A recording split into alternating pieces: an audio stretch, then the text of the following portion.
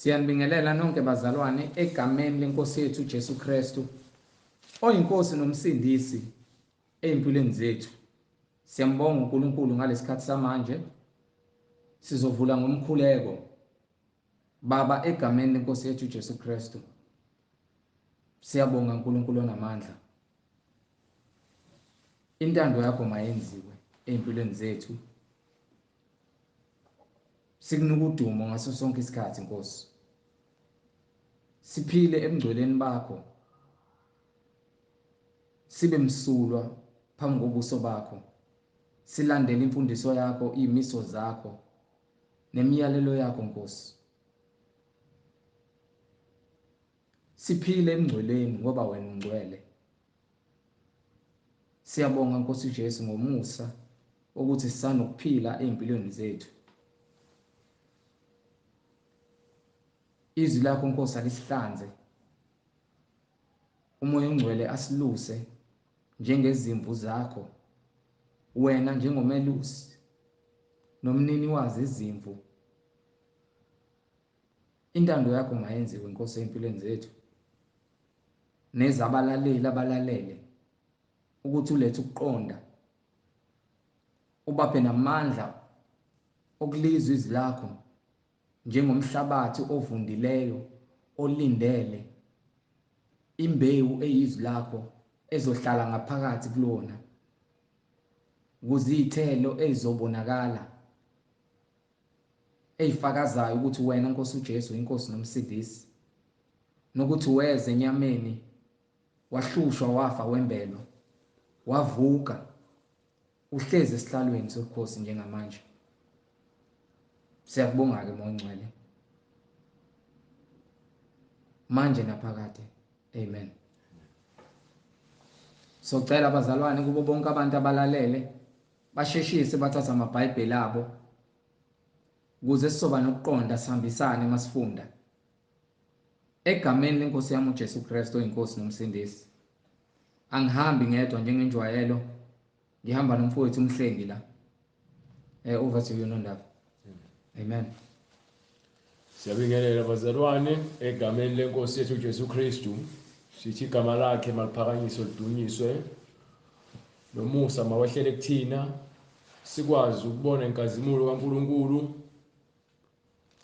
bese sikwazi ukuthi sibuyele endleleni ekuyiyo ekumele sihambe ngayo kubo bonke abantu abakholwayo nabangakholwayo, nabalahlekileyo kanye nalabo abaphumile ngo-backdoor babizwa ama-backslider.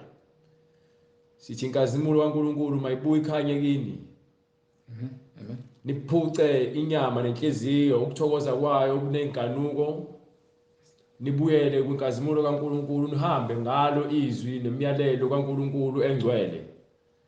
Hallelujah, hallelujah, glory to God. Siyambonga uNkulunkulu ngamandla akhe. Siyambonga uNkulunkulu ngothando lakhe asinike lona olukhulu nengalo ende enokubekezela. Sibonga uNkulunkulu ngolwazi lwakhe olunamandla noma izilima nezibula zimphika. Kodwa ke thina sithi ke kulungile sizohlala kukho ukukholwa kwakho kwethu kulobulima kubona okubukeka kubulima, kodwa ke uNkulunkulu kuyinkazimulo namandla. Sibonga uNkulunkulu ngabaprofeti bakhe abangcwele, sibonga uNkulunkulu ngabapostoli bakhe abangcwele abaphatha izwi nevangeli, bashiya ubufakazi obuphelele obugcwele encwadini eziwumqulu ezibhalwe ngesandla ngaphansi kwabaprofeti ngomoya ongcwele. Sithi uNkulunkulu onamandla sisindise, usiphe ukukhanya kwakho, uhlale kuthina, uyabazi ngabakho. Njengoba uNkulunkulu usho intando yakho mayenzeke emhlabeni njengasezulwini, namanje Baba sithi ke intando yakho mayenzeke empilweni zethu sisemhlabeni njengasezulwini, ngokuba ke uNkulunkulu konke okwenzeka emhlabeni kuyisibuko salokho okufanele kwenzeke ezulwini, ngokuba ke uNkulunkulu izwi lakho yilona eliphinyiseliwe ukuthi ke lingumahluleli. Njengoba nawe uNkulunkulu ungulizwi, ungumahluleli, sinikile intando ukuthi siyenze, saphuma esandleni sakho, senza intando ethandwa inhliziyo. Inhliziyo ngumkhohlisi and ungumthakathi wena uNkulunkulu wazi konke. Amen. Sithi ke siloko sithola ubufakazi ukuthi uNkulunkulu munye, akekho umunye uNkulunkulu ngaphandle kwakhe, akekho umunye umsindisi ngaphandle kukaKristu. Ongiphi incwadi yeZaga chapter 19 from verse 1.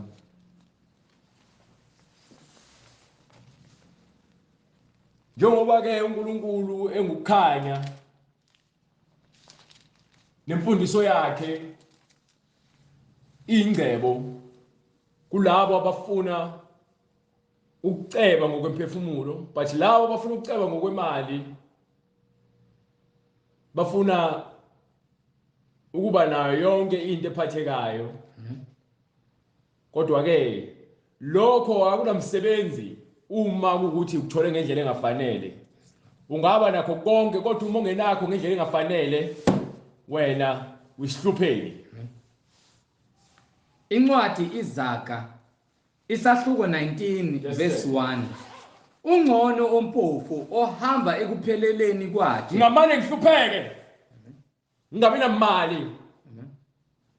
Kodwa ngibe ngihamba endleleni kaNkulunkulu ngamazwi akhe ngokuba lengcebo le ingaphezulu kwale ngcebo yakho nayo kuwallet wakho. Ingaphezulu kwale ngcebo yakho nayo kwikhadi lakho lasebhenki. Ingaphezulu kwale ngcebo yakho onayo ngale mali ngalokuthwala kwakho.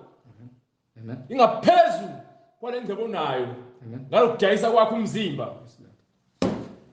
Sikhuluma ngengcebo engapheli yokuphila okuphakade ekutholakala kulakho kulabo abakholwayo nakuye lo senza sikholwe kuye nakwizwi lakhe.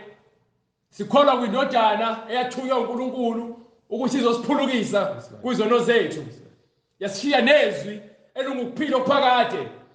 Ngokuba uma ukholwa lokho ongabonakali usho ukuthi ke ukuphila kwakho kude, ngokuba ke wena uvuselelekile ngokwazi ukuthi yini ezokwenzeka ngesikhathi esizayo, ngokuba lokho esikuphelela manje kuyizeleze. Thina siphilela ukudumisa uNkulunkulu. Angiphileli mina ukudumisa abantu, angiphileli ukudumisa imali. Imali ngiyayidinga ukuze ngikhokhe izikweletu, ngikhokhe imali yokurenta, ngikhokhe ngithole nemali yokudla. Kodwa ngeke ngize ngenze imali ngendlela engalungile ngoba nakho ngithi ke ngifuna ukuthi ke ngikhokhe izikweletu noma ngifuna ukuthola ukuphila kwale emhlabeni ngijabule ngibe nakho konke. Kodwa ke umphefumulo wami ubufile ngokuba wonke umuntu owenza into ephambene nomyalo kaNkulunkulu nemfundiso kaNkulunkulu ufile. Uyisihlupheki.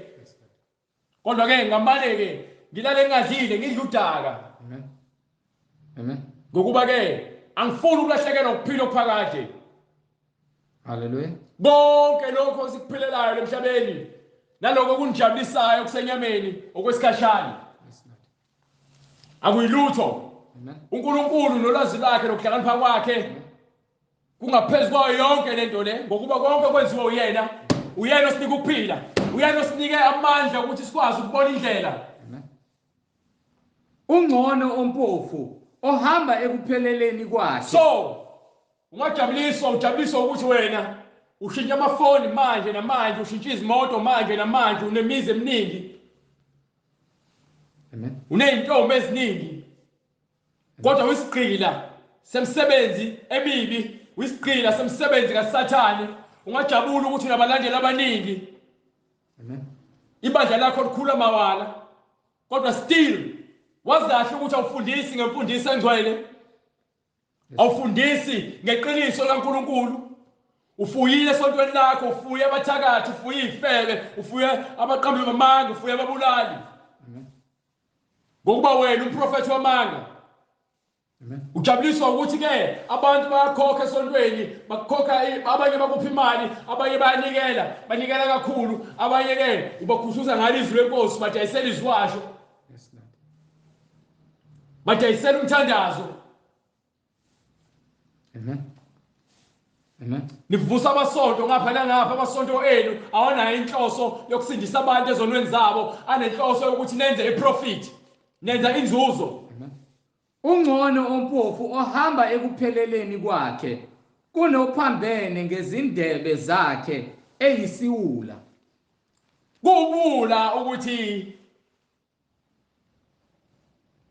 ube nemali kodwa lo mali uyenze ngendlela ephambene nentando kaNkulunkulu. Amen. Kubula ukuthi wena unemali, uyajabula unemali, kodwa uchithe igazi Yes, Lord. ukuze ube naleyo mali. Kubula ukuthi unemali kodwa athi udlala ilotho, lo mali oyisebenzelanga uqedelile. Amen. Yes, Lord. Ngoba lo mali uma ungayithola noma iklahlekela ngokuba uyisebenzelanga. Ongiphi incwadi yeJeremiah chapter 17 verse 11. Incwadi uJeremiah isahluko 17 verse 11. Intendele, Hlehla kancane uqala ithele. mina Jehova ngivivinya inhliziyo, ngihlola izinso. So ukuhlala phansi kwakho ugembule uthathe ipen nephepha utheke his number. Yes, Lord. Uhambe lapha ayoqagela uthatha ama chance alizona igama lithi uthatha ama chance khona uzothola ama million. Maningi abantu abadayisa imphefumulo yabo ngokuthatha ama chance ukuze bazothola ama million. Maningi abantu abawosaziwayo abadayise ngesithunzi nangenkolo zabo nangokukholela kwabo kuNkulunkulu ngenxa yokuthi bafuna ama millions. Bafuna ke ukuba nabalandeli ababa millions. Bafuna ukuba nemali ebhenki ama millions. Bathi bakhathele ukuhlupheka uNkulunkulu imthandozo yabo akayiphenduli. Ubathe kuhlola uNkulunkulu ukuthi wena ungakwazi ukuthi ke umele izwi lakhe uma usehluphekeni noma usuhlupheka uzomjayisa ngoba nakufuna imali. Amen. Amen. Mina Jehova ngivivinya inhliziyo. So uyavivinya inhliziyo yakho njengoba ke ngangikhuluma indaba ukuthi ngathi ngiyaye umodela bathi angiqhubeke ngabatshela ukuthi ngemisebenzi engeke ngiyenze ngahlangana nentombazana esimodela nayo ngayichazela ukuthi mina ke ngabatshelile ukuthi nemisebenzi engeke ngisayenza abayazi ukuthi into elihlangene notshwala nokuhamba nqunu nokukhuluma inhlamba nogwayi nokuba namantombazane sibambane ngezandla noma siqabulana angenzi yonke lo nto leyo. Ithi yena ke ingenza noma ngabe yini imali ngenza noma yini ukuze ithola imali. Ithi nje meqala ku 10,000 kuyale phezulu ingenza noma ngabe yini. Ngithi mina angikhathali noma ungeza no 100,000 uma kuphambene Hallelujah. nokungcwele kwaphuma emngcweleni. Angikwenzi lokho. Ngokuba uNkulunkulu uyayihlola inhliziyo yakho. USathane uza nayo imali azokhekha ukuthi wena ke ngabe wena ukholwa ngempela yini. Akulingi ngemali kuthiwe nangu 500,000 hamba ngeanda la Yes, Lord. noma nangu 500,000 so sidayisa utshwala TV. Amen. Uma ke wena uweak ukukholwa kwakho ngaphelele noma ungakwazi ukuthi kuyisho ukuthini ukukholwa ngoba ningi abasibiza ngokuthi bamaKristu kodwa abazi ukuthi ukuthini ukuba amaKristu. Ingakho behla benyuka benza zonke izinto eziphambene nokulunga kodwa bethi bamaKristu. Yes, Lord. Ngokuba uNkulunkulu ubahlola inhliziyo zabo wabayekelela kuSathane ukuthi abalinge balingeka Amen. ngenxa yemali. Usahluphekile esikhundleni sokuthi ube necebo lokufunda ufundele umsebenzi ukwazi ukuthi ke wenze imali ngendlela efanele wazi ukuthi le mali oyenzayo akukhali umuntu and futhi ke akukho ukuhlukumezeka Amen. kuwe noma kwabanye abantu. Yes, Lord. Ngeke uzube nayo inkinga noSathane uma ekulinga. Ngokuba ke uyakwazi ukukholwa kwakho ukuthi ke kuhleli kwisisekelo semfundiso kaNkulunkulu ngoba ithini incwadi. Mina Jehova ngivivinya inhliziyo, ngihlola izinso. Ukuba nginike kube yilowo nalowo njengezindlela zakhe. So wonke umuntu ukonyeliswa ngendlela yakhe ahamba ngayo. Uma uyisifebe ukonyeliswa ngendlela yakhe okufebe. Uma umahosha ukonyeliswa ngakho umahosha. Abanye abantu besifazane baphuma beyosebenza emakhaya noma abantu baphuma beyosebenza eGoli. Bafike baphenduka omahosha. Badayisa ngemzimba. Ngenxa ukuthi bathi impilo inzima, bathi abayitholi umsebenzi. Uncamela ukudayisa ngethempeli likaNkulunkulu ukuze enze imali aphinde athumele lo mali ekhaya sebeyazi ekhaya ukuthi usiswa la ekhaya umahosha abanenkinga njengezithelo zezenzo zakhe. do you understand dayisa umphefumulo wakho ngenxa yemali uphume ekhaya umfana oqondile wafika eGoli noma wafika eCape Town noma wafika kuphi euniversity wafika wabona kungcono ukuthi wena ulale nabanye abafana ukuze ungene ezintweni namhlanje uyisitabane hayi ngoba naku wazalwa isitabane akekho umuntu ozalwe isitabane wonke umuntu wazalwa leyo nto la yiNkulunkulu umakudala ke uyintombazane azangadale intombazane nomfana kumuntu oyedwa no wadala uAdam noEva bahlukene abantu abawu2 abadala so wena uma ulobuyaluyala emoyeni wakho ngokuba ke ukulingile uSathane wavuma ukulingeka ngoba la ufuna ungene ezintweni uthathe iscript wasifunda wa-actor njengentombazane umfana noma wa-actor njengomfana uyintombazane wenza wena ke ihlaya noma wenza isono umuntu owenza isono akanandawo kuNkulunkulu uzaqonyeliswa ngemisebenzi yakhe. Amen. Akekho umuntu ozothi ke uNkulunkulu mina ngangikwenzela ukuthi ngondla umndeni wami so uNkulunkulu uzounderstand. No. Uma ukholwa ungcwele wena into ezophambanisa nokukholwa kwakho ngeke uze uyenze noma uthiwa imalini. Yes Lord. Yes Lord. Angizenzi ngcwele kodwa ke ngimile kwisisekelo sokukholwa. Anginakuthi ngizoba phambi kwenu ngikhuluma izinto eziqondile kodwa mina ngibe ngenza izinto ezigwegwile. Khona ngixoxe ngiphiqiphiqi njengalabafundisi benu abashade abadivorce abaphingayo abafundisi benu abayitabane. Amen. Noma bena abantu bayakholwa baba kodwa babathakathi. Amen. Amen. Ubaba wakho naye uyaphinga uyadaka utshwala kodwa phathi iBhayibheli la esontweni kodwa ngeweekend uhlale ejointini alala sasithamele khona. Amen. Do you understand ukuthi ke izwe lifile abantu bayakholwa kodwa ke bebephambene nokukholwa lokho okufuna uNkulunkulu bekholwa ngokucabanga kwabo. Yes Lord. Belandela imfundiso zamadimoni. Yes Lord. Yes Lord. Incwadi kaJeremiya isahluko 16 verse 11 uyakusho kubo uthi ngenxa yokuba oyihlo mangishiyile Ngenxa yokuthi oyihlo ngokuba uthi umoya engcwele ke indoda inhloko yomfazi uKristu inhloko yebandla uNkulunkulu inhloko kaKristu.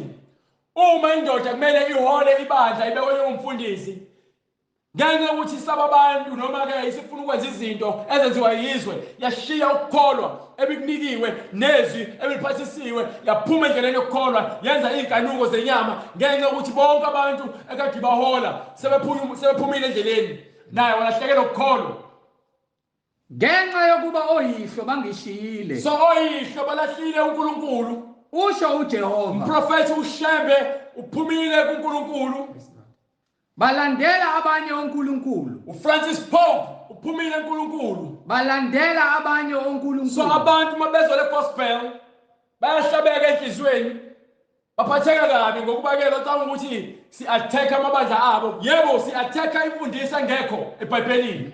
uNkulunkulu munye nemfundiso yakhe yinye azange asho ukuthi uyibandla elithize. balandela abanye onkulunkulu So uma ulandela lamagama aqanjiwe oShembe of Nazareth oBaptist oPentecost oMethodist oLutheran no wonke amagama abizwayo aqanjwe abantu wena ulandela abanye onkulunkulu ngoba uNkulunkulu encwadini yakhe engcwele akakazasho ukuthi ke asolandela ke amabandla aqanjwe abantu. Akukho leBhayibheli lithiwa khona ke asibe ke abantu basema Roman Catholic Church. Akushiwa ukuthi eBhayibhelini lethu ke asikhonze abanye uNkulunkulu ngaphandle kwaNkulunkulu oyedwa. uNkulunkulu methi ke uyedwa nemfundiso yakhe mayehle njengemvula ehlele kuthina kube yiyona esihamba ngayo ngoba yena ungukukhanya bese thina ke siba nabanye uNkulunkulu abangekho eBhayibhelini thina sesikhonza abanye uNkulunkulu engesiwe lo uNkulunkulu lo oyedwa ongcwele. usho uJehova labalandela abanye onkulunkulu Yini nilandela abanye uNkulunkulu babakhonza bakhuleka kubo nikhuleka kushembe nithi ushembe uNkulunkulu wenu nenza isono bangishiya niphumile uNkulunkulu abagcina umthetho wami yizona lonto leyo Hallelujah. into ebalekile ukugcina umthetho nomyalelo kaNkulunkulu akubona ukuhamba nje ukuvuka ekusoni uphathe iBhayibheli uje esontweni ukuphatha iBhayibheli ngeke ungenisa ezulwini uma ungayenzi intando kaNkulunkulu nani nenza okubi kunawo yihlo kumele wazi ukuthi ke wena nani nenza okubi kunawo yihlo seniphumile sengiwes nile sizukulwane lesi esiqale kusiyo ngesiqalekiso sokhokho benu ngokuba bhekani niyalandela ngokuba ke nenzani ngokuba bhekani niyalandela yazi bafunani bafuna igospel smooth bafuna igospel emnandi ewumzwilili ezobenza ke ukuthi baqhubeke bahlale ezonweni zabo baqhubeke babe yifebe babe yidakwa baba baqabi bamanga babe babulali babe yizoni baqhubeke nokuba yiphingi baqhubeke nokuba ke yidakwa ngokuba bhekani baba basela baba ufakazi bamanga niyalandela kube yilowo nalowo inkani yenhliziyo wonke umuntu ulandela inkanuko yenhliziyo yakhe akafuni ukulandela inhliziyo kaNkulunkulu engcwele uNkulunkulu wakhe lomhlaba ngamandla akhe yedwa uNkulunkulu wathi ufuna sibe ngcwele ngaphambi kokusekela komhlaba uNkulunkulu ke ungcwele so bonke abantwana bakhe fanele babe ngcwele akashonga ukuthi uNkulunkulu ke mina ngushembe so bonke abantwana bafuna babe bakashembe no kube yilowo nalowo inkani yenhliziyo yakhe ingakho nobani vele avuke ekusela athi unephupho uthi ubona uNkulunkulu aqamba isondo athi isondo lami ke inuma life noma ke Zimpora ministry yini leyo burning fire a burning throne of fire yonke lonto leyo imfeyetho ayikho lonto wonke lamabandla enu kufanele wavale ngokuba ke nenza inkanuko zenu uNkulunkulu azange asho ukuthi siqambe amabandla inkani yenhliziyo yakhe embi ulandela ini inkani yenhliziyo yakhe embi So, ningangilaleli bonke labantu laba benza ngoba yini bafuna inzuzo bafuna imali abanandaba nemphefumulo yenu abafundi imibhalo ngokwambulelo abanaki ukuthi uNkulunkulu uthini bathatha amavesi aseBhayibhelini azonenza nizwe ngazi ukuthi ke nisemseni kaNkulunkulu banibhabhathise ngokuthi iphakamisana izandla nisho umthandazi wezoni banibhabhathise ngokunifafaza ngamanzi banibhabhathise egameni likayise egameni lendodana likaMoya Ingcwele ngokuba nini anazi nani anihloli imibhalo kodwa uJesu Kristu usho kusobala kube sobala ukuthi ke hlolani imibhalo ngokuba kuyona yes Lord sinokuphila okuphakathi haleluya kodwa iyona imibhalo efakaza ngoKristu nalemfundiso lesifundayo leBhayibhelini ungiphi 17:11 haleluya intendele efukamela ingazalanga intendele efukamela ingazalanga yayizo lonto leyo awuzange uzusebenze yes Lord awuzange uzifunde incwadi engcwele yes Lord awuzange uzuhlale ezwini ulalela umoya ingcwele amen wena uvele wavuka wathi ke kufanele ushumayele amen akukho kwambuliwe kwena ngokuba ke uzwa bonke abantu beshumayela ungena kwa YouTube ulalela abafundisi bamanga beshumayela nawe uthatha ama scripture lawo bakhuluma ngawo wenza motivation uma ushumayela kube sengazi ukuthi konke eshumayelayo kanti hayi empty winja ekhonkothayo engenamsebenzi awunakho ukwazi ufana nentendele efukamele unjalo owenza ingcebo ngokungalungi do you understand so lokufeba kwakho udayisa ngomzimba lokubulala abantu kwakho Thithi igazi wena umuntu wesifazane ubulela indoda yakho ngoba nakumshwarense usuthe usixaxa ngenxa yenye indoda unjalo owenza ingcebo ngokungalungi wena mfundisi wamanga awusashweli ngokuthi abantu abaphume ezonweni zabo so uthi ke kulungile siphila ngaphansi kwegrace nomusa uNkulunkulu uzokubusisa ngemoto uNkulunkulu uzokubusisa ngecomputer uNkulunkulu uzokubusisa ngomsebenzi uNkulunkulu uzokubusisa ngezibusiso zokuthi wena uthole omunye umfazi nomuzi unjalo owenza ingcebo ngokungalungi dayisa ama-product dayisa overselina nibusisa overselina nibusisa amanzi nibusisa amafutha nibusisa iy'ntambo zasesinqeni nibusisa iy'naliti yonke into le eniyenzayo engekho eBhayibhelini akekho umprofethi wakaprofetha noma wafundisa abantu ukuthi-ke uzobathandazela babe nenhlanhla yokuthola umsebenzi kuthiwa abantu abalungiswe imiphefumulo yabo babuye ekudukeni nasekulahlekeni kokulandela abanye uNkulunkulu abangasibo uNkulunkulu Intendele efukamela ingazalanga. Nina ke Hallelujah. nifana nentendele Efukamela ingazalanga. Unjalo owenza ingcebo ngokungalungi. Iyakumshiya phakathi nezinsuku zakhe. fana umuntu omlapha emgaqweni ophethe ivalo oloke ezitshintshanisa ivalo eloke abantu abaqagele bashiya imali abanika imali abarobha imali yabo. Lo muntu lo akasebenzi lo muntu lo unobuqili wenza imali ngobuqili ukhohlisa abantu. Intendele efukamela ingazalanga. Akasebenzi lo muntu ukhohlakele ukhohlisa abantu. Fana nomuntu othi uyinyanga ohamba ohlala emgaqweni athi ke nanka amafutha awubuyisa intombi yakhe amafutha ukuthi ke abantu bakusabe amafutha ukuthi ube nesithunzi amafutha ukuthi ke ube nezintombi amafutha ukuthi ugqirhe ungabulaleki. Lalela uzofa noma ngoba bapha amafutha noma bakudala egcineni uzofa. And uzofa kabuhlungu ugqirhile into engekho. Unjalo owenza ingcebo ngokungalungi. Iyakumshiya phakathi nezinsuku zakhe. Ushiyile ukukholwa wahamba wayenyangeni noma umthakathi wahamba waphatha imbuzi walanda inkomo wathatha nengane yakho wahamba wothola ngayo ngoba naku ufuna ukuba nemali ufuna ukuba nemoto lesonto emhlanje ngoba naku ufuna ukuba nehlelo ku TV wathwala unenyoko efihlile. Unabafana abancane kuthiwa ama-boys notikoloshe unamagundwane unazo zonke izilwane zotikoloshe zamadimoni onazo ukuze ke ube nengcebo udume ube nemali kodwa still umphefumulo wakho ufile. Abe yisiwula ngasekugcineni. Ekugcineni uzoba yisiwula. Ekugcineni kwakho bonke. Hallelujah, glory to God, uzoba yisiwula. Bonke sekuphelile sowahlulelwa ngemisebenzi yakho emibi. Sekutholakala ukuthi konke lokho obukusebenzela emhlabeni bewuyize leze. Ngokuba ke ufuna okusheshayo. Iyasho incwadi yeqala kaTimothy chapter 6 verse 9.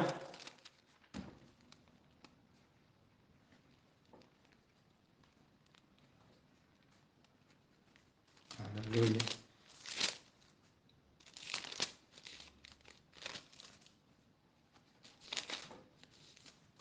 Incwadi yokuqala kuTimotheyu isahluko 6 verse 9. Kepha abafuna ukuceba, Kepha yilabo abafuna ingcebo bayela ekulingweni badonseleka ekutheni babe semgibeni nasezihibeni bangene ezihibeni nasezinkanukweni eziningi. bayalingeka bangene ezihibeni nabafake nayinkanuko namagama akhombisa kona ukuthi ke akukho uqonda kuwena uholwa izinto zenyama.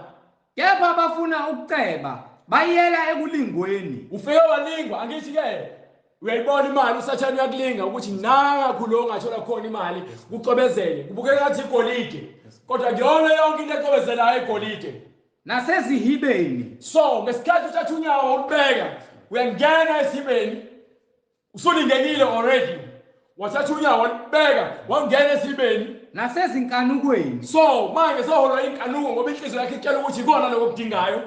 Ingakho uphume ekholweni uyokwenza okuphambene necebo likaNkulunkulu ngomzimba wakho nangenhliziyo yakho ngoba inhliziyo yakho fanele ke ihlale kuNkulunkulu. Nasezinkanukweni eziningi zobuwula ezilimazayo. So ngesikhathi ke sawubona ukuthi nakhu sewetshela imigomo nembandela ukuthi okay ukuze ube nemali fanele ubulala ingane yakho yokuqala. Fanele unqamula ubhozo wakho noma ke unqamula isandla sakho ngoba ufuna imali noma kuthiwa uzoliwa impethu ube nezimpethu esithweni sakho sangasese ufaka amaphampasi ngalokho uzokwenza lokho ngoba naku ufuna ukuhamba ngemoto ebizayo ngoba naku ufuna ukuhlala emzini obizayo ngosonke isikhathi wena kufuneka ke wenze isihlabelo noma usiko bizwa yini ritual ngeSizulu Usiko.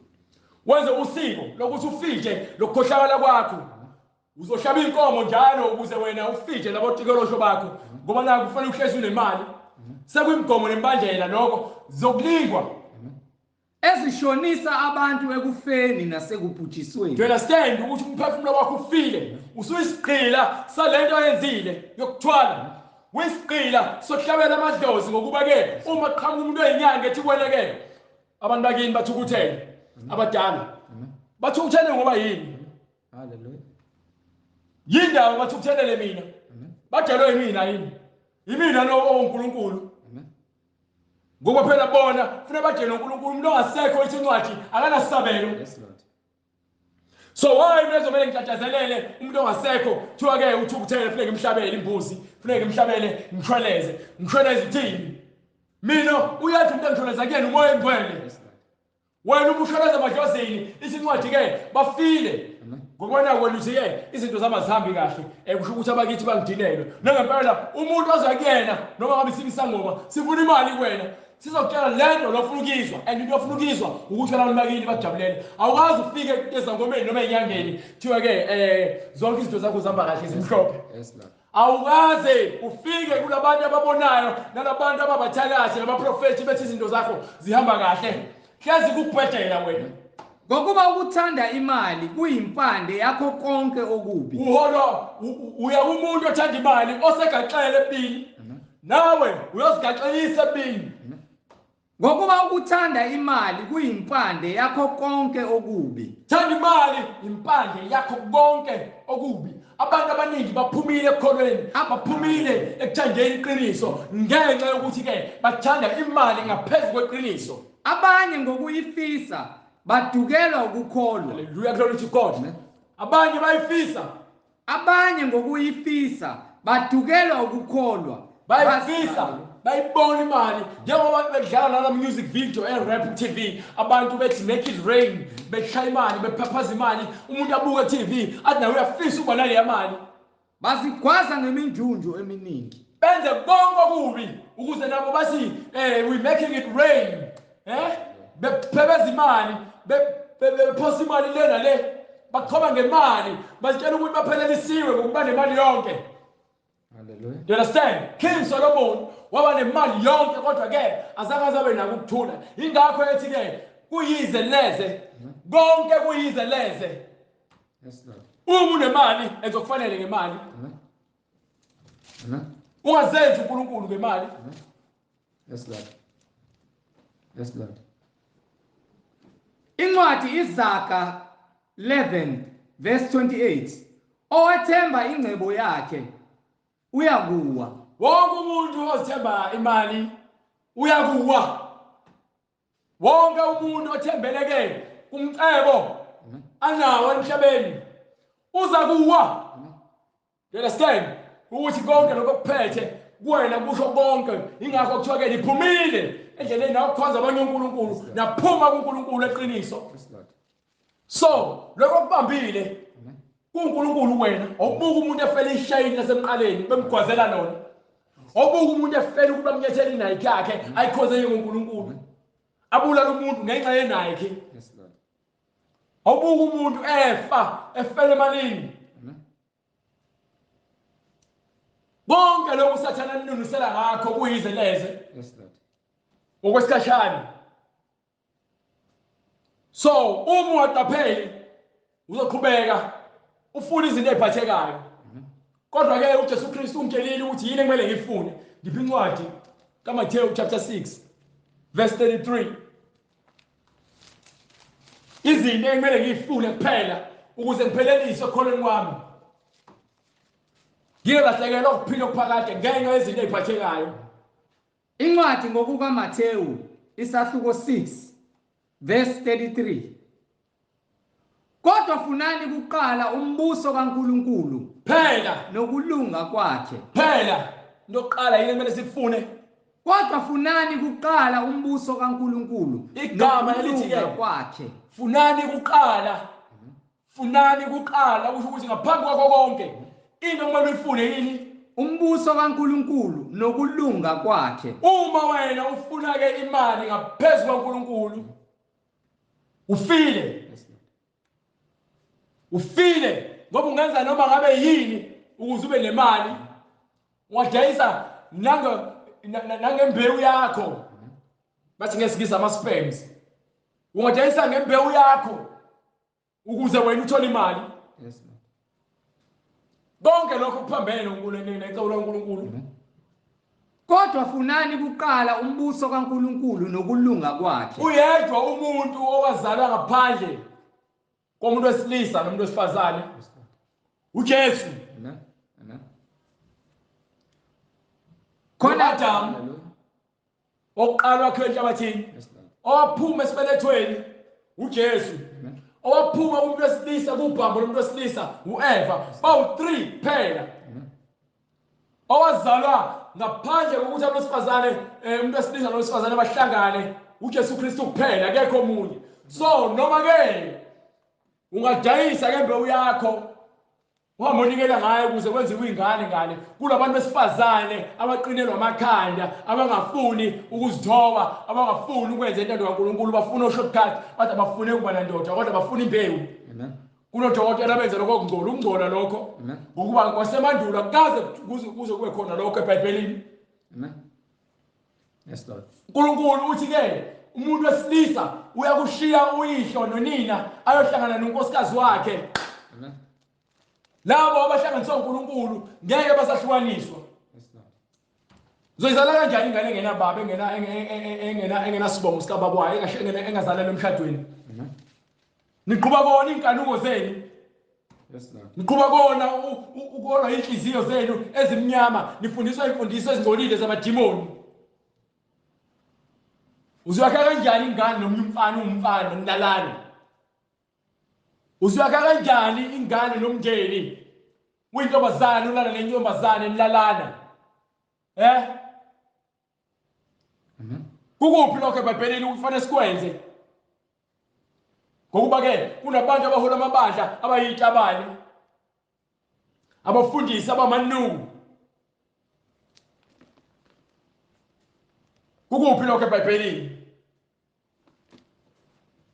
Ongiphi incwadi Isaiah chapter 30 from verse 1.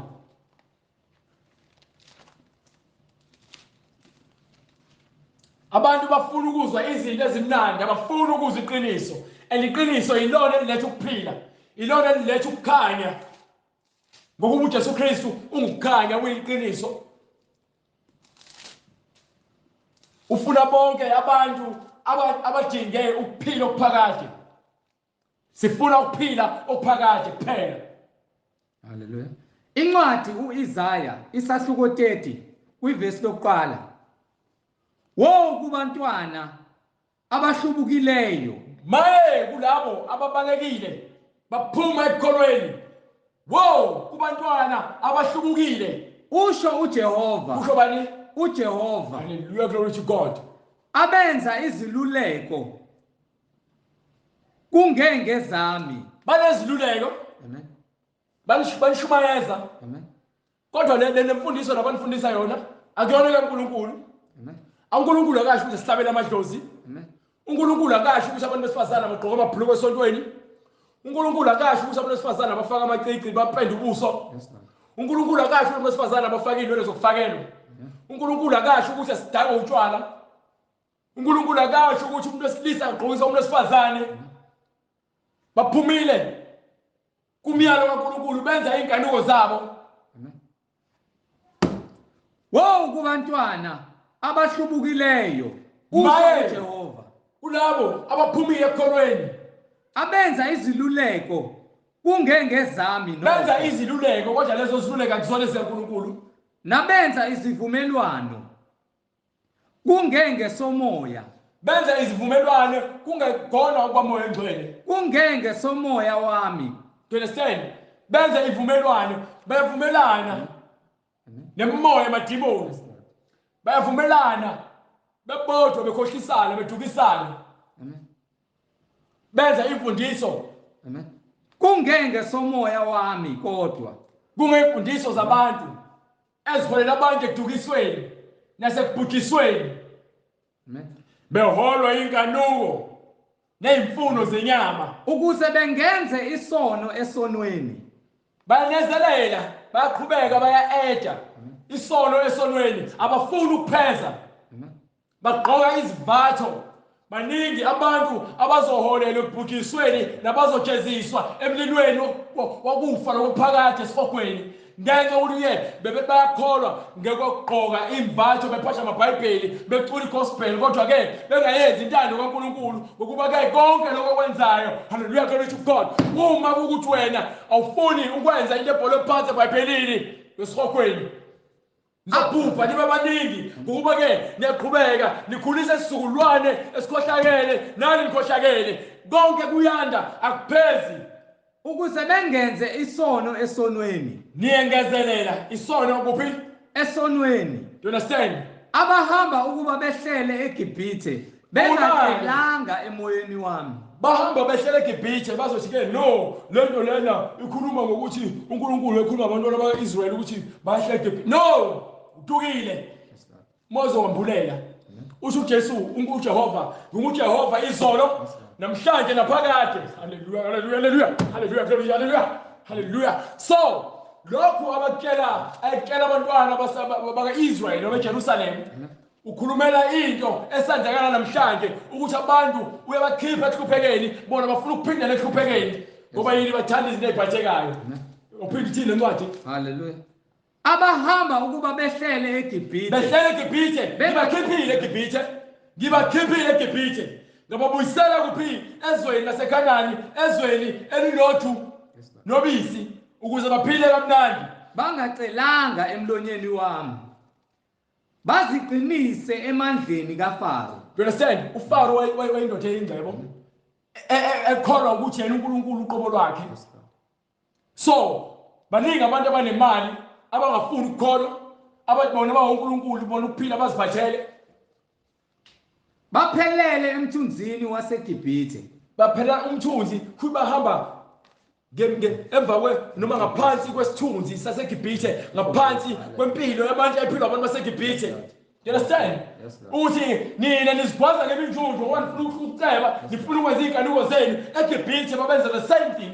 ngesikhathi uMose efika ezokhipha abantwana baseGibhithe ngesandla esiphakeme sikaNkulunkulu amen babehlukumeza bebulala abantwana baseGibhithe bebagqilaza beyigqila babeyigqile eGibhithe so uma wena uphinde esonweni uyophenduka isigqila njengoba abantwana bakaIsrael babeyigqile eGibhithe ngalokho amandla kaFaro ayakuba ngamahloni kimi. You understand wenzani uNkulunkulu azamkhulise ukuthi uFaro abe nenhliziyo elikhulu khona ezomenza isibonelo kubantu abanko kubona bonke isizukulwane selandela ukuphephela kwenu emthunzini waseGibhithe lalela ukuphephela kwenu kwindebe yasemhlabeni ukuphephela kwenu amen kulezi nyanga zenu enigqika kuzona ukuphephela kwenu kulamaprofeti bamanga kube ngukudumala kimi kuba yini kube ngukudumala kimi kuyize leze ngokuba ke isandla esizogcina esikaNkulunkulu phezu kwakho konke sekwenzakaliwe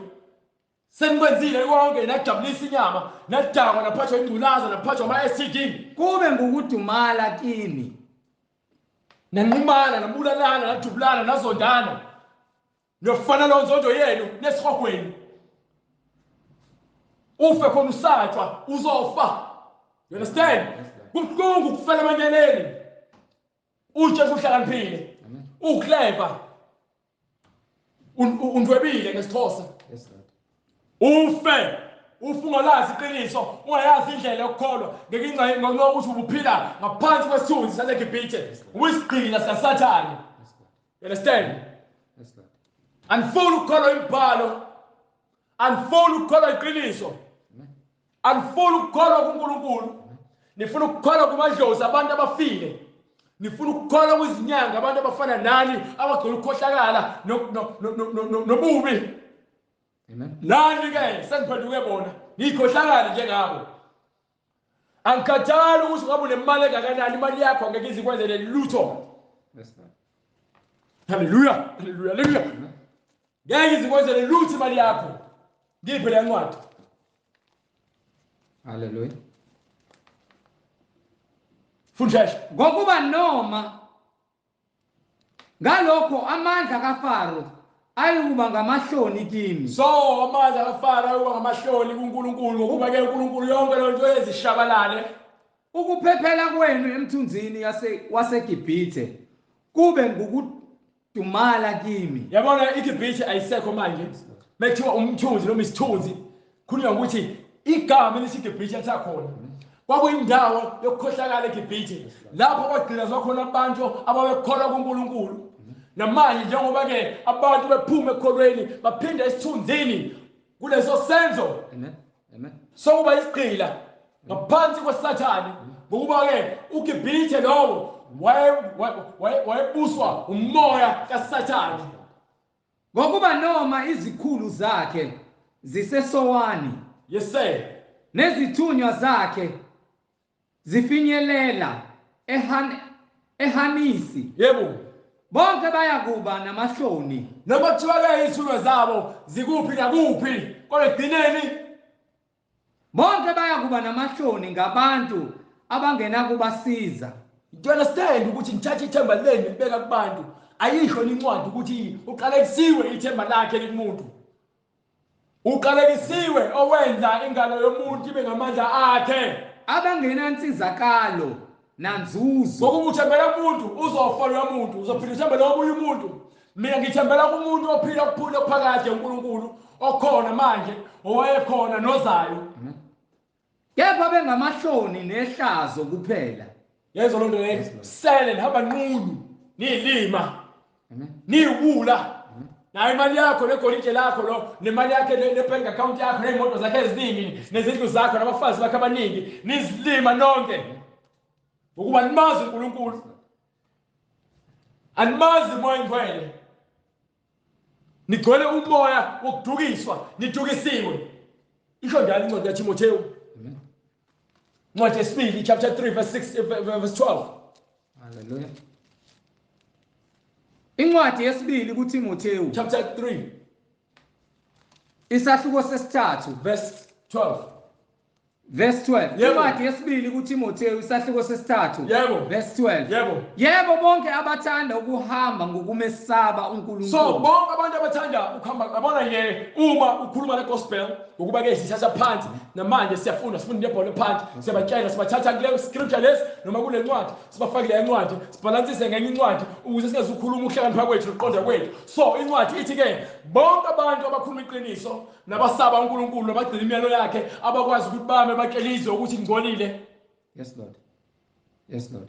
Yebo bonke abathanda ukuhamba ngokumesaba uNkulunkulu kuKristu Jesu bayakuzingelwa yilabafundisi laba abakhulu abangcolile nalabo bantu abafuna ukwenza inkanuko zabo abakholelwe emadlozini, yilabo abakholelwe ekutheni bona bayinkabi nezigebengu abangafuni ukuzwa opresident ababusa izwe ngendlela engafanele. Abantu abavumela amalungelo angcolile ukuthi ke abuse abantu. Ibona bonke labo bantu abayozingela labo abahamba ngendlela kaKristu Jesu ngokuba ke benza zonke izinto ezifuna uSathane ukuze bahole abantu babaholele kuphile ebumnyameni. Kepha abantu ababi nabakhohlisi, Kepha bona labo ababi nabakhohlisi bazakuqhubekela phambili ebubini. Bazoqhubeka babe worse noma ke bande ebubini. Bazakuqhubekela phambili ebubini. Bedukise nabo badukiswa, banomoya wokudukisa nabo bayadukiswa, badukisa abantu nabo bebedukile. So ziyalima ziyetshela igatsha libanjwe isilima. Uma impumputhi wala impumputhi. Hallelujah. So manje nake incwadi yentshela ukuthi ke akungeke kuze kube ngcono ngaphandle uma nizophenduka ezonweni zenu nikubone ukuthi ninqunu, nihamba nqunu. Nidinga ke ubuhlakani nolwazi kaNkulunkulu ukuze nigqokiswe, nipheleliswe, nifake ingubo ende emhlophe, nifake umqhele wegolide, nihlobe ngenhliziyo emhlophe qhwa, nize kuJehova nithobele imfundiso yakhe nonke. Angikhathanda uma ngabubani ngithi wonke, hallelujah, glory to God, wonke umuntu. Hallelujah, hallelujah. Hallelujah. Wonke umuntu uNkulunkulu uthembekile. uNkulunkulu uyabusisa ngesibusiso sikamoya uma wena uzozithoba. Zonke iziphiwo zikamoya ziqhamuka kuNkulunkulu. Wonke ubuhlakani buqhamuka kuNkulunkulu. Wonke amandla angcwele aqhamuka lo ngaphezulu. Bonke ukuthethelela kwezono kuphuma kuyena ngaphezulu. You understand? Siyanbiza simbizela ekutheni ke niphenduke ezonweni zenu nize kuNkulunkulu. Hallelujah. Incwadi ngokukaJohane isahluko 15 verse 18. Uma izwe linizonda, So uma izwe lizonda abantu abangcwele nabantu abamele iqiniso likaNkulunkulu, niyazi ukuthi langizonda mina ngaphambi babengeke babulengise uJesu Kristu baba bemthanda. Babengeke bafuna ukumgcoba ngamatshe uma babemthanda. Njengoba namanje abazenzisa abaphixi abazibiza ngamaKristu asamlengisa uJesu Kristu abukisa ngaye ngokuthi ke bathi bayakholwa kodwa benza izinto ezokungcola. Amen. Ukholwa kanjani uJesu Kristu ungayenzi intando yakhe nemfundiso yakhe na? Incwadi ngokukaMathewu isahluko 16 verse 24. Khona uJesu wathi kubafundi bakhe, uma umuntu ethanda ukuza emva kwami, Uma umuntu eza uma umuntu afuna lalela awuncengiwe, but uma ufuna yingakho singahambi sivimba abantu njengoJehovah's Witness lemgaqweni sincenga abantu ukuthi ke abasilalele ukuthi sothini. No, simlana sishumela igospel yeqiniso and soyishumayela kuze kuye inkosi uJesu ngesikhathi obuya ngaso, as long ngingazange ngiphume endleleni yami nasekukholeni kwami ngihleli kwiposition. uma umuntu ethanda ukuza emva kwami, Ngokuba ngiyathanda ukuza emva kwaJesu Kristu, ngidele zonke izinto zomhlaba, makazidele, ngizidelile, athabathe isiphambano sakhe, ngizidelile, ngathabatha isiphambano sami angilandele. ngamlandela. Nawe uhlalela into efanayo. Lalela, Sifebe uhlalela into efanayo. Mpingi noma Siphingi uhlalela into efanayo. Mfundiso Manga, mprofeti Shembe uhlalela into efanayo. Wena sonke abaRomini uhlalela into efanayo. Wonke umuntu ufanele eze kuJesu Kristu athole isiphambano sakhe. Niyeke ukukholelwa izinto eziphathekayo. Niyeke ukuthandaza kwizithixo. Niyeke ukuthandaza emadlozini. Niyeke ukuthandaza ezithombeni. Ngokuba yilowo nalowo othanda ukusindisa ukuphila kwakhe, Ngokuba ke ngicabanga ukuthi nesindiswa ngokukhonza izithombe, ngicabanga nesindiswa ke ngokuthi inhlabela amadlozi, ngicabanga nesindiswa ngokunikela kushembe ngicela ibusiso kuyena, ngicabanga nesindiswa ngokuthi nizushembe ngoNkulunkulu. uyakulahlekelwa yikho, Nilahlekelwa ukuphila kwenu, nisaphila. kepha olahlekelwa ukuphila kwakhe ngenxa Kepha yami lo ozidelile wathatha isiphambano sakhe walandela uKristu, washiya zonke izinto zomhlaba, uyakukufumana. uyakuthola ukuphila kwakho okuphakade. Ngokuba ke konke ukuphila kuKristu, konke ukuphila ukukhela kuJesu Kristu. You understand? Ngiphe le ncwadi elentuzana le ezayo, safuna le ncwadi ezasigoqeni ngayo. Hallelujah. Konke ukuhlakanipha nokuphila nokuthula utholakala kuKristu. Amen. Incwadi uIsaya isahluko 30 verse 6. Isiprofeto ngezilwane zaseningizimu. Hallelujah. Isiprofeto ngezilwane zaseningizimu. Badabula izwe losizi nelokuhlupheka. Lapha kuvela khona ibhubesi nebhubesikazi, ibululu nenyoka endizayo. Inyoka endizayo, Hello? ilwane zasezansi, lalela ilwane zaseningizimu, uSathane. Inyoka endizayo, uSathane. Qhubeka uthini? Bethwala imfuyo yabo, Wabakhipha lalela eGibhithe likaSathane. Wabakhipha uNkulunkulu abantwana bakaIsrael eGibhithe kwaSathane. Nawe akakuthwala uNkulunkulu uma nje kuphela uzobeka ithemba lakho kuyena. Uma nje kuphela uzobeka ithemba lakho kuyena. Uyeke zonke izinto zasemhlabeni. Uyeke zonke izinto eziphambene nentando yakhe. uNkulunkulu akakuthwala. badabula izwe losizi nelokuhlupheka. Lapha kuvela khona ibhubesi nebhubesikazi, ibululu nenyoka endizayo. Lalela. Ibhubesi uSathane, ibhubesikazi umoya nawo kaJezebel, moya okufebe. Sathane uzenza noma ngabe yini. uSathane ingakho abantu abagcona uSathane befuna benamanga. Ngokuba ke umntwana noSathane ufuna ukuthi azenze umuntu ongathi uneqiniso, aphinde futhi azenze umuntu ongazi ukuthi ke unamanga, ubuzenze umuntu ongathi ulungile, aphinde azenze umuntu ongazi ukuthi ukuhlaza. Kodwa kuJesu Kristu kufanele siphile impilo eyodwa. Ibululu nenyoka endizayo. Inyoka endizayo, you understand? Umoya lo wamanga lowo uyandiza umoya wamanga. Ngokuba ke uma ngiqamba amanga ngihlala umuntu okhuluma iqiniso, ngizomthelela lo muntu uma weak. Uma ke abantu bekholelwa kumina ngomfundisi wamanga, mina lo moya wamanga ngiyawufafaza. umoya kaSathane ngugcwalisa bona bonke labantu abagcwele endlini abakholwa kumina. Abakholelwa kuJesu Kristu, bakholelwa kumina ngoba mina manje ngifundisa le mfundiso yamanga, ngiyabakhohlisa, ngizenza ke umuntu ongathi unolwazi kanti anginalo lutho. Ngifundisa ngiqonda kwami. Akumangalisi nengilosi zakhe. Ngokuba nazo zenza ingilosi zokukhanya. Abapostoli bakhona, abapostoli bamanga, abaprofeti bamanga, abafundisi bamanga, abavangeli bamanga, omama umfundisi bamanga. Bonke okwamanga kwaSathane khona uSathane kuba ekuvele incwadi le. Hallelujah. Amen. Ibululu nenyoka endizayo bethwala imfuyo yabo emihlane Wabasindisa uNkulunkulu ebakhipha eGibhithe ubafaka ehlane bahamba 40 years ehlane before abafaka ezweni laseKhanani ngokuba ke khona kubona ababenenkani ababengcolile nengcebo ukuzwa nengcebo yabo phezulu kwamalunda amakameli. Yes sir. Bakuyisa kubantu abangenansizakalo.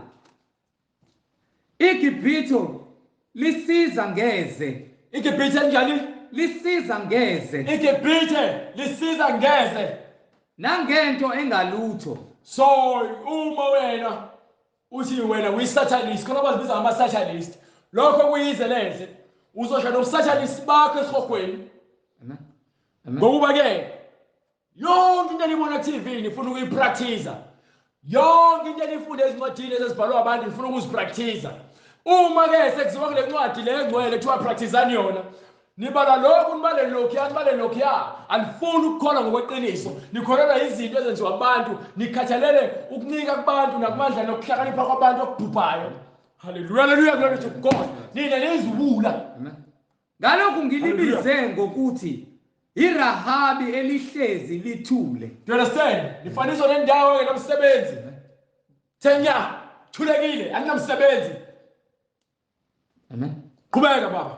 Manje hamba ukulobe phambi kwabo. So wayesethukizwa yakuthiwa kahamba ukuloba phambi kwabo esibhebheni. Kubona labo abayizoni nakhona njengoba simla senza the same thing Luizayazo ayenza. So uma ezokuloba esibhebheni uzokumemezela ukuthi abantu bazi iqiniso, bazi ukuthi babhukuthe ezonweni, bazi ukuthi bahambe kumnyameni, bazi ukuthi ke baholwa inkanuko zenyama, bazi ukuthi ke bahambe kumnyameni, abanaqonda abanakwazi baholwa izinja zabafundisi abangazi lutho. Hallelujah. Abenza inzuzo yabo. Amen. Manje hamba ukulobe phambi kwabo manje siyamemeza ubhale encwadini ukuba kube ngubufakazi. Manje incwadi ibhaliwe iqediwe, thina siyafakaza ngencwadi, thina siyamemeza, sibhala manje esibhebheni senhlizweni yakho ukuze wazi ukuhlukanisa okubi nokuhle, okuyintando kaNkulunkulu okuyintando yenyama yakho. Ngoba konke incwadi iphelelisiwe, washo uJesus Christ wathi ke kuphelile. Kuphelile. Ngiphe le ncwadi, le ncwadi lesiqede. Hallelujah. Phume ebandleni lamanga. Manje hamba ukulobe phambi kwabo esibhebheni ukubhale encwadini ukuba kube ngubufakazi besikhathi esizayo. Ubufakazi bani? Kube ubufakazi besikhathi esizayo. Kanti ngithini nina bengithi ke uIsaya wathunywa wabhala washo ubufakazi, na ubufakazi lobufakazi kuthiwa isikhathi esanini esizayo. Ngizomtshela ukuthi ke lento lena ke hayi iyayibhalela abantwana yini ngoba nanga ngibhuliwe kwena. Amen. Lento kuthiwa ubufakazi besikhathi esizayo kuze kube nini? Amen. Kuze kube phakade. Qhubeka. Hallelujah. Kuze kube phakade. Kuze kube phakade ngokuba ke uthi konke kwakwenzakala emhlabeni njengokwembhalo, kodwa ke ngeke kuze kusale lutho okubhalwe phansi. Faya kwenzakala konke bese kuphupha umhlaba, kodwa izwi lakhe negama lakhe kuyakuphila kwaphakade. Hallelujah.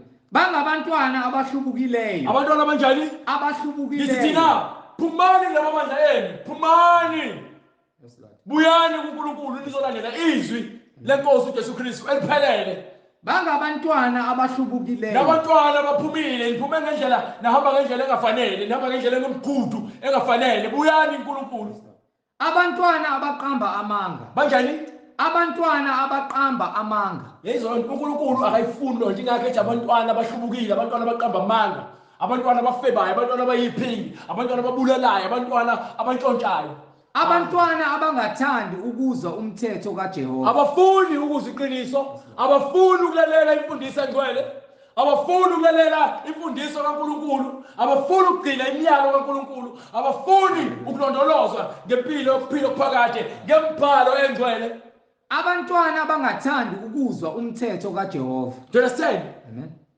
Bathi iyabhora le gospel ngoba bafuna esontweni kuyodlala umculo, kudlala uculo yonke imiculo le ezobenza bazizwe ngathi bathi benza something esontweni, kodwa still uyaphuma esontweni uyaqhubeka nokuba isifebe, uyaqhubeka nokuba isidakwa, uyaqhubeka nokuqamba amanga, ubhema ugwayi, udaka utshwala, udayisa uba mawuhosha. Abathi kubaboni Bathi ningabe nisabona. bathi kubantu ababonayo, Ningabe nisabona. yayizwa loo nto le, umuntu obonayo umuntu okuthiwa ngesingisi umbhishophi noma ke overseer, ngesiZulu bathi umbonisi, umbonisi, ngokuba uyakubonisa indlela, nikhonjiswa indlela, nithi ke abanganikhombisi indlela abantu abangababonisi. Nakuba prophet ningasiprofethi, ningasiprofetheli. Abaprofethi bayabulawa ngapha nangapha, abaprofethi beqiniso abakhuluma incwadi, ababeshiwe Isaiah nabo bonke abanye abangaphambi kwabo ababekhulumela igospel ngempela, ababezingelwa. Ngenxa yokuthi ke abantu abafuni ukwenza intando kaNkulunkulu. Nakuba prophet ungasiprofetheli okuqinisileyo. Yayizwa loo nto le, Kepha uJezebel wabulala abaprofethi baNkulunkulu abaningi ngenxa nje yokuthi abafuni ukuthi benze intando ngokugcina imithetho kaNkulunkulu. Ufuna ukubusa indoda yakhe ngenkani, uAhabe. Kepha khulumani kithina okuthophayo. Bathini?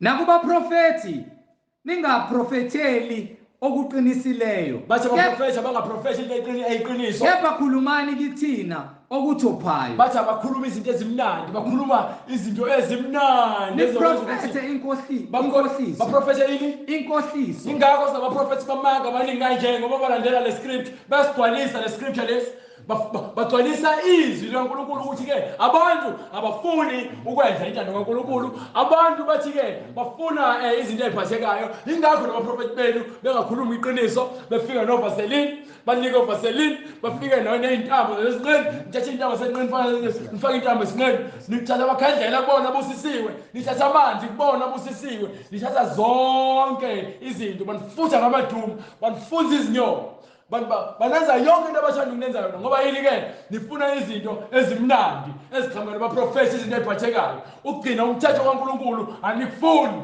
Phambukani endleleni. Buyani, phumani kuyo ndlela leyo, phumani. Nichezuke emkhondweni. Do you understand? Buyani. Nimdedisele kithi ongcwele kaIsrayeli. Buyani, wonke umuntu ongcwele kaIsrayeli ozaziyo ukuthi wayekholwa ngeqiniso, kufanele aphume kuzona zonke lezi zinto lezi ezenziwa abaprofethi bamanga nalamasonto enu enza ukungcola. Niphume kuwona, nibuyele kwimfundiso engcwele kaNkulunkulu, nisindiswe ezonweni zenu, niyeke ukwenza imisebenzi engcolile ukuze nina nithethelelwe izono zenu. Wathini uPetru kwincwadi yesahluko chapter 2 verse 38? Incwadi kaPetru isahluko sesibili verse 38.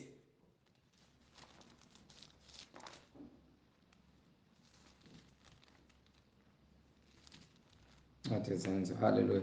uPetru wayesethi phendukani. uPetru wayesethi ke phendukani, yilowo nalowo abhaphathizwe. Uma ke uzibona ukuthi uyisoni, fanele uphenduke, ubone ukuthi ngokuba uneBhayibheli, kufanele uthathe iBhayibheli lakho bashumayela, ulivule, ubheke ukuthi le nto le ikhona yini eBhayibhelini. Uma ikhona uyazazi ukuthi uyisoni. Phenduka ezonweni zakho, ezonweni zakho, phuma ekubeni isoni, ubhaphathiswe egameni likaJesu Kristu. Yobe sobhaphathiswe egameni likaJesu Kristu, kukho ukuthethela kwezono zakho, khona niyakwamukeliswa. Yobe sowunika isiphiwo sikaMoya Oyingcwele. Hallelujah. Ngokuba lesithembiso esakho nesabantwana benu, esabo bonke abakude. Bonke inkosi uNkulunkulu wethu eyakubabiza. Wafakaza ngamanye amagama, abatshele ukuthi abazisindise kulesizukulwane lesasizukulwane sangalesa sikhathi namanje sizakhuluma the same thing kulesizukulwane samanje ukuthi sisindiseni kulesizukulwane esibhubhayo lesisizukulwane siyabhubha glory to God uma ungafuna ukuphuma ubhujiswa nginaso zisindiseni kulesizukulwane esiphambeneyo. amen Hallelujah. Baba egameni lenkosi yethu uJesu Kristu siyakubonga uNkulunkulu namandla. Izwi lakho Baba lungumlilo livuthele Baba ukuba abantu bahlabeke enhlizweni zabo baguquke endleleni eyize nesidukisayo ingasiholele ekuphileni okuphakade. Masithi siyakholwa ukuthi uJesu Kristu uyinkosi nomsindisi, sizoyibuza sikhuleke simcela umoya ongcwele ukuba lokho esikuzwayo ngamadlebe ethu kuyiyona indlela neqiniso, ngoba yena uthembekile akafisi noyedwa umuntu ukuthi abhubhe kodwa ukuthi kubo bonke beze kuphendukeni. Nkosi uJesu, masithi siyakholwa ukuthi wena uyinkosi nomsindisi, thambisa inhliziyo zethu singabi nenkani nokudwanguza emangeni sidaza inkani, kodwa izwi lakho moya ongcwele amandla akho awasihlabe ambule iqiniso ngaphakathi komunye nomunye wethu, singabambeleli kuyimfundiso zabantu ngokudukisa kwemoya elethe ukudukisa kubantu bebambelele imfundiso zeinkonzo zabo engaveli kuwena Nkosi yethu Jesu Kristu, kodwa mbula izwi lakhe liyiqiniso elukhanya ezimpilweni zabantu abalalele njengamanje, ngoba wena Nkosi uhlola yonke imoya kuba yiloyo naloyo ophendukayo abhabhadiswe egameni lenkosi yethu Jesu Kristu. Baphenduka abantu Nkosi, bangabambeleli kuyimfundiso eziyize, beba nenkani njengokhokho bethu ababe nenkani. Kepha Nkosi siyakubonga ngomusa wakho ukuba loyo naloyo lalele njengamanje uzoba nemibuzo, wena Nkosi uzomphendula. Njengoba abantu becabanga ukuthi wena Nkosi usulibele nje, kanti wena ulibele Nkosi. Ubenzela umusa abantu ukubiza Intshumayelo kuzo zonke izinkalo amakhona bonke awu4 omhlaba. Before wehle wena Nkosi uJesu uzolanda ibandla lakho. Siyalibonga izwi lakho elithembekile namanje liyafezeka egameni lenkosi yethu Jesu Kristu manje naphakade. Amen. Sibonge bazalwane kulabo abafuna ukubhaphathizwa soshiya inamba siyatholakala kwinamba na kwi-email, sinanohlelo olukhona ka YouTube lapho khona uzofica yonke intshumayelo esishumayelayo, ube sowuzitika utika umphefumulo wakho ukuze ucebise phathe iBhayibheli lakho. Uma uzohamba nathi ungahambi nathi ushubeka, kufanele uphathe iBhayibheli ngokuba sikhuluma imibhalo ebhalwe phansi sonke kufanele sifunde sithole ubufakazi ubhalwe phansi ngokuba ikona lapho esovuleka khona ukuqonda kwethu. Amen. Siyayishiya inamba bazalwane 066 566 9245. Ngizoyiphinda inamba 066 566 9245. Na ku email address siyatholakala kuyona, nayi email address izwilenkosi.ujesukristu@gmail.com. Ngizoyiphinda izwilenkosi.ujesukristu@gmail.com. Siyatholakala na ku YouTube izwi lenkosi uJesu Kristu. Siyatholakala na ku YouTube izwi lenkosi uJesu Kristu. Ushiya ama comment noma ushareishe, usubscribe, uthumele nakwabanye bezwe izwi lenkosi. Siyatholakala na ku Instagram. Mufuna ukushiya ama message a personal ungasenda na ku Instagram izwi lenkosi uJesu Kristu. Laba bano Instagram izwi lenkosi uJesu Kristu. uJesu Kristu uyinkosi nomsindisi manje kuze kube phakade. Amen. Sibonge bazalwane, siphinde sibonane ngokuzayo uma inkosi ivumile.